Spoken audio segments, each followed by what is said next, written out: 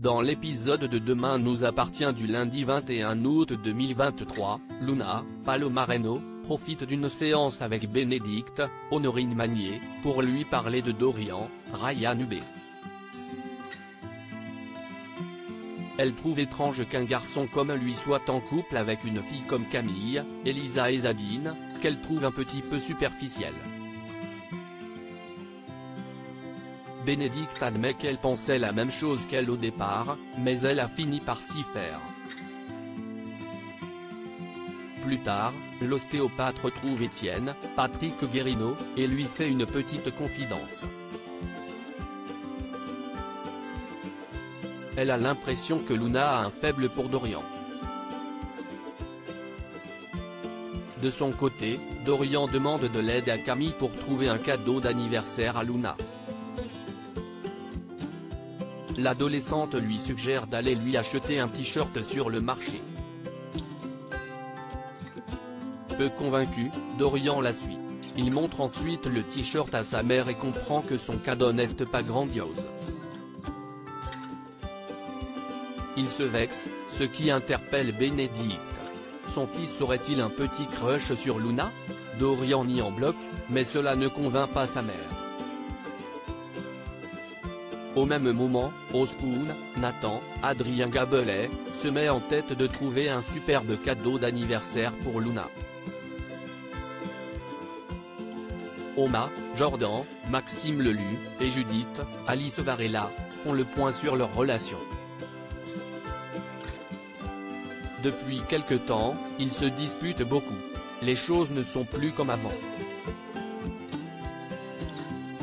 Ils s'aiment encore, mais ils ont peur qu'en restant ensemble, ils finissent par se détester. D'un commun accord, le couple décide de se séparer. En rentrant chez lui, Jordan se confie à Lizzie, Juliette Maliba.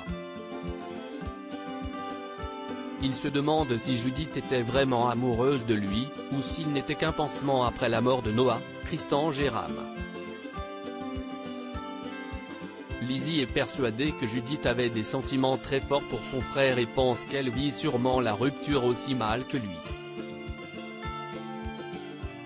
Manon tire sur le preneur d'otages et William a un accident de voiture. Aurore, Julie Desbazac, et Martin, Franck Monsigny, sont appelés en renfort au domaine viticole. Romy, Dounia Coézin, et Ryan, Sacha Birdie, y ont été pris en otage par Luc Messas, le mari de l'ex-gérante du domaine, Florence. Ce dernier accuse Brunet, Farouk Bermouga, de l'avoir poussé à bout et d'avoir provoqué sa crise cardiaque. Il espère attirer l'homme d'affaires au domaine en menaçant 2 de ses employés. En larmes, Romy supplie le preneur d'otages de libérer son fils. Il n'a besoin que d'elle pour faire venir Brunet. Après la libération de Ryan, Aurore appelle Brunet pour l'informer de la situation. L'homme d'affaires lui assure ne jamais avoir fait ce que Messas lui reproche. En arrivant, il demande à Aurore de le laisser entrer pour parler à Messas, mais la policière refuse. Si Brunet entre, le preneur d'otages le tuera. L'homme feint de se plier à la volonté d'Aurore, mais profite d'un moment d'inattention des autorités pour se glisser dans la maison au secours de Romy.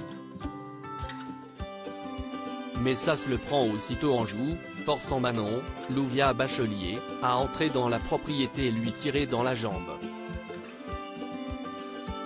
La blessure de Messas est superficielle, mais Manon est bouleversée.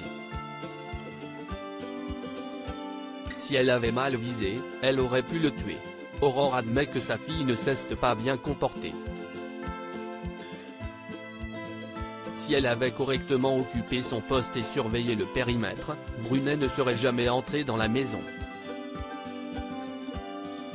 Un peu plus loin, Romy remercie Victor pour son intervention et le prend dans ses bras. Ryan intervient et assène Brunet 2 questions. Pourquoi Messas lui en voulait-il autant? Brunet déclare ne jamais avoir vu que Florence était à bout. Il ne l'aurait jamais poussé au-delà de ses limites volontairement. En fin de journée, Manon appelle son père pour avoir des nouvelles de l'état de santé du preneur d'otages. William, Kamel Benghazi, se montre rassurant. Soudain, une voiture arrivant en sens inverse se met à zigzaguer. En l'évitant, William fait une sortie de route.